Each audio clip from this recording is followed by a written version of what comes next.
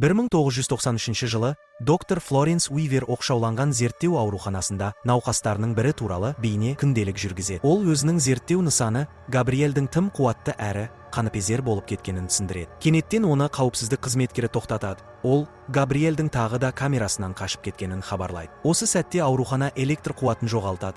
Ал доктор Уивер Габриэльдің басқа бір дәрігерді қабырғаға лақтырып жібергеніне куә болады. Қауіпсіздік қызметкері араласуға тырысады, бірақ Габриэль оны ауыр жаралайды. Абырой болғанда, доктор Уивер Габриэльге седативті дәрі егіп, оны тыныштандырады. Бір апта өткен соң, Габриэльді орындыққа байлап қойса да, ол әлі де радиотолқындар арқылы ойларын тарата алады және барлығын өлтіруге уәде береді. Осы кезде доктор Уивер оның енді өзгермейтінін түсініп, обырды кесіп тастау керек деп шешеді. 27 жылдан кейін, қазіргі уақытта біз жүкті әйел Мэдисонның өмірін бақылаймыз. Ол өзіне үнемі қорлық көрсететін күйеуі Дерекпен бірге тұрады. Мэдисонның өмірі тозаққа айналғандай, күйеуі оны үнемі қорлайды және бұрын болған түсік тастаулары үшін айыптайды. Араларында ұрыс шығып, Дерек ашуға булығып, жүкті әйелінің басын қабырғаға соғып жібереді. Салдарынан ол қансырайды. Нағыз оңбаған. Ол жасаған әрекетіне шошып, су әкелуге бөлмеден шығып кетеді. Ал Мэдисон қатты қорыққандықтан өзін жатын бөлмеге қамап алады. Түнде Дерек қонақ бөлмеде ұйықтап жатқанда, ас үйден шыққан дыбыс оны оятады. Дыбыстың қайдан шыққанын тексергенде, смузи жасағыштың қосылып тұрғанын көреді. Оны сөндіріп, қайтадан қонақ бөлмеге оралады. Алайда ол өзінің артынан қараңғы көлеңке еріп келе жатқанын байқамайды. Дерек үлгермей қалады, белгісіз біреу оған арттан шабуыл жасайды. Осы уақытта Мэдисон оянып, жастығының қанға малынып кеткенін көреді. Ол көрген түсінің шындыққа айналғанын түсініп, жүрегі дүрсілдей бастайды. Асығыс түрде төменге түсіп, Деректі іздейді. Бірақ көргені одан да қорқынышты, күйеуі өліп жатыр. Басы табиғи емес бұрышқа қарай қисайып кеткен. Оның жүрегі тоқтап қала жаздайды. Түсінде көрген қараңғы бейне Деректің жанында отыр. Қорқыныш оны билеп алып, ол жан ұшыра қаша жөнеледі. Бірақ белгісіз құбыжық оны өкшелеп қуады. Мэдисон әрең дегенде бөлмесіне жүгіріп кіріп, есікті құлыптап алады. Бірақ бұл да оны құтқармайды. Сұмдық жаратылыс есікті бұзып кіріп, оны есінен тандырады. Келесі күні кісі өлтіру ісін тергеу үшін детективтер келеді. Ешқандай бұзу белгісі болмағанына қарамастан, олар мұны үйге басып кіру оқиғасы деп санайды. Ал Мэдисон ауруханада есін жиып, жанында қарындасы Сидниді көреді. Осы жерде ол кезекті рет түсік тастағанын естіп, қайғыға батады. Бұған дейін Дерек екі әпкеге араласуға тыйым салғандықтан, Сидни оның бұған дейінде бірнеше рет түсік тастағанын білмеген. Келесі күні детектив Шоу Мэдисонға келеді. Ол онымен сөйлесуге тырысқанымен, қатты күйзеліске түскен Мэдисон ешкіммен сөйлесе алмайды. Кейінірек көршісінен Мэдисонның күйеуінің бұрыннан зорлықшыл адам болғанын білген детективтер күдікті ретінде оның өзін қарастыра бастайды. 2 аптадан кейін Мэдисон толық айығып, үйіне оралады. Бірақ алғашқы түні ақ бір түрлі жағдайлар басталады. Терезеден қараған кезде ол көшедегі шамдардың жыпылықтап,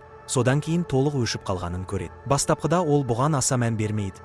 Бірақ қараңғыда біреудің тұрғанын байқайды. Бірден үйіндегі барлық есіктер мен терезелерді құлыптауға кіріседі. Дегенмен ол бір есікті толық жабуға үлгермей қалады. Қатты үрейленіп, ол бөлмесіне жүгіріп кіріп, өзін тыныштандыруға тырысады. Бірақ қорқынышы басылмайды. Келесі күні таңертең Мэдисон өзін қауіпсіз сезіну үшін үйінің барлық есіктеріне жаңа құлыптар орнатады. Оны көрген Сидни оның бұл әрекетіне таң қалады. Олар жүрек жарды әңгіме барысында бір-біріне сырларын ашады. Мэдисонның биологиялық әпкесі емес екенін және оны 8 жасында асырап алғанын біледі. Ол балалық шағының алғашқы жылдарын есіне түсіре алмайтынын айтады. Осы себепті ол қан арқылы байланыс орнатқысы келіп, өз баласын дүниеге әкелуді қатты қалаған. Қаланың басқа бір бөлігінде туристік гид болып жұмыс істейтін Сирена есімді орта жастағы әйел кешкі жұмысының соңына жеткен. Кенеттен ол қараңғы дәлізден әлдебір дыбыс естиді. Қызығушылығы басым түсіп, сол жерді тексеруге барады. Алайда, бұл оның ең үлкен қателігі болады. Қараңғы бейне оны торуылдап, ұстап алады. Енді ол белгісіз қаскөйдің тұтқынында. Сиренаны өз бақылауына алған соң, қараңғы жаратылыс оның телефонын пайдаланып, өзінің шынайы нысанасына доктор Уиверге хабарласады. Біз енді қартайған доктор Уиверді бақылаймыз. Ол белгісіз біреу, Габриэль есімді адамнан қоңырау алады. Бұл қоңырау оны ескі науқастарының іс қағаздарын ақтаруға итермелейді. Нәтижесінде ол аса маңызды бір нәрсені есіне түсіреді. Көрініс тез арада Мэдисонға ауысады. Ол үйінде кір жуып жатқанда, шамдар жыпылықтай бастайды. Кенеттен басындағы жарақат қайтадан қанап кетеді. Ол өзін әлсіз сезіне бастайды. Киімдерді жуғыш машинаға салмақ болғанда, кенеттен жанында доктор Уивердің елесін көреді. Бірақ бұл үрейлі әрі ауыр сынақтың тек бастамасы ғана. Кенеттен қараңғы бейне пайда болып, доктор Уиверге өз үйінде шабуыл жасайды. Ал Мэдисон осы қылмысты шынайы уақыт режимінде көріп тұрады. Бірақ кенеттен өзгерген орта мен көз алдында орын алып жатқан қанды көрініс оны қалшылдатып, қозғала алмайтындай етеді. Ол қараңғы бейненің қолындағы кубок түріндегі трофейді доктор Уиверді ұрып өлтіруге пайдаланғанын көреді. Бұл көріністен шошыған Мэдисон шыңғырып жібереді де шындыққа қайта оралады. Осы кезде оның жарақаты тағы да қанап кетеді. Бірнеше сағаттан кейін полиция доктор Уивердің үйіне келеді. Олар кісі өлтіру қаруының бір бөлігі жоқ екенін анықтайды. Өйткені оны белгісіз жаратылыс өзімен бірге алып кеткен еді. Детектив Шоу дәрігердің ескі науқастарына қатысты құжаттарды қарап шығып, жас қыздың фотосын табады. Оның қызығушылығы оянып, әріптестерінің біріне суретті 30 жылға қартайтып көруге тапсырма береді. Осы кезде Мэдисон өзінің көріністерінің шынайы екенін түсініп, қатты үрейленеді. Ол өзін басқа адамдардың өлімін алдын ала көре алатын ерекше қабілеті бар деп ойлайды. Сидни оны жұбатуға тырысады, бірақ қорқынышты түнек әлі аяқталған жоқ. Қараңғы жаратылыс енді өзінің екінші нысанасына доктор Уивердің бұрынғы таныстарының бірі болуы мүмкін орта жастағы ер адамға көз тігеді. Бұл ер адам қатты жауын жауып тұрғандықтан бөлмесіндегі терезелердің ашық тұрғанын байқап, оларды жабуға барады. Ол еденде су іздерін көреді. Олар шкафқа қарай жетелейді. Ол аздап қорықса да, бәрін тексеруге бел буады. Шкафты ашқанымен ештеңе таппайды. Терезенің қасына қайта оралғанда, артында қараңғы бейненің тұрғанын білмейді. Ақырында төсегіне жатып дем алмақ болғанда, сұмдық басталады. Бұл уақытта Мэдисон кенеттен орта жастағы ер адамның бөлмесіне ауысқандай болады. Ол қорқыныштан қатты сіресіп қалған күйде, қараңғы бейненің оған қарай еңкейіп, қарудың сынықтарын пайдаланып, бейшара ер адамды бірнеше рет пышақтап жатқанын көре. Бұл жолы ол оның бетін анық көруге мүмкіндік алады. Осы сәтте Мэдисон шыңғырып оянады. Сидни бөлмеге атып кіріп келеді. Мэдисон оған барлығын айтып береді. Сөйтіп олар бірге бұл мәліметті детективтерге жеткізуге шешім қабылдайды. Бастапқыда детективтер бұған сенуден бас тартады.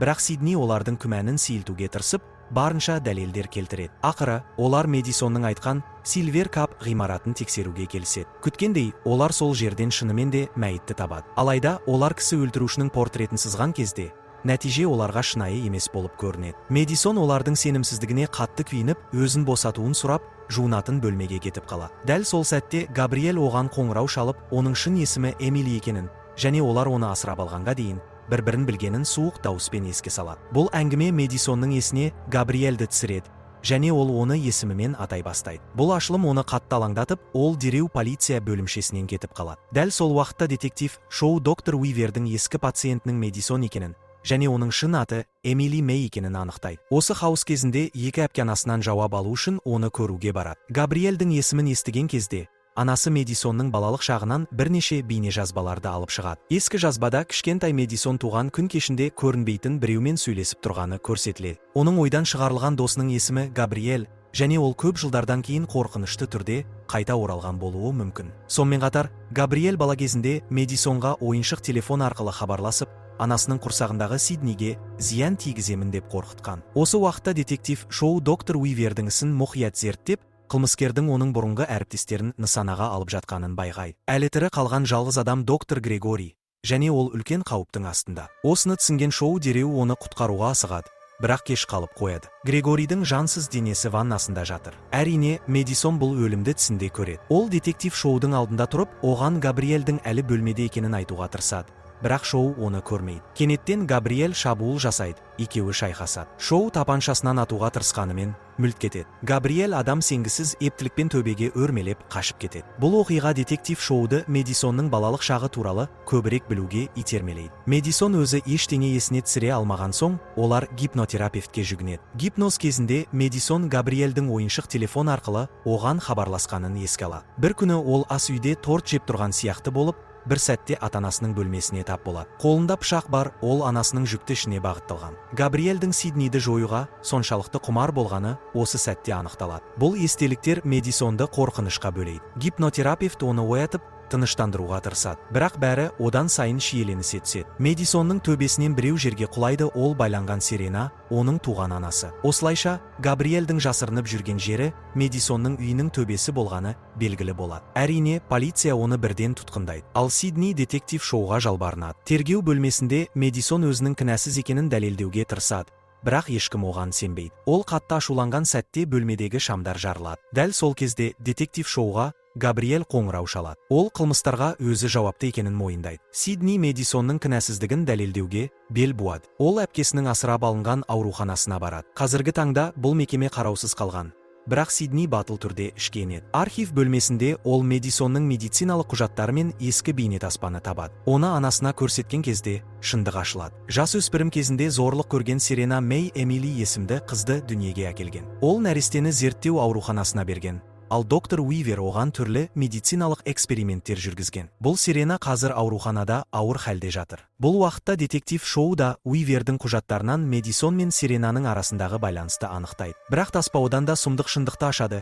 Габриэль тек Мэдисонның ойындағы дауыс емес, оның миының артқы жағында өскен паразитті егізі. Олардың ортақ миы болғандықтан, Габриэль Мэдисонға иллюзиялар көрсетіп, оны басқара алады. Біз алғашқы көріністерден бастап, дәрігерлер Габриэльді тоқтата алмағанын білеміз. Сондықтан олар оның бөлігін хирургиялық жолмен алып тастап, қалғанын Мэдисонның бас сүйегіне тығып тастаған. Ол ұзақ уақыт бойы жасырын күйде болған, бірақ күйеуі дерек оның басын қабырғаға соққанда, Габриэль қайта оянады. Осылайша, барлығы әйелін ұрып соққан зорлықшыл күйеудің кесірінен басталған. Біз Мэдисонның уақытша түрмеге жіберілгенін көреміз. Камерадағы басқа тұтқындар оны мазақтап, қорлайды. Сол сәтте Габриэль оянып, басының артқы бөлігін ашып, нағыз сұмдықты көрсетеді. Ол айналасындағыларды аяусыз өлтіреді. Оның қанқұйлы шабуылы полиция бөліміне дейін жетеді. Ол қырып-жойын жалғастырады.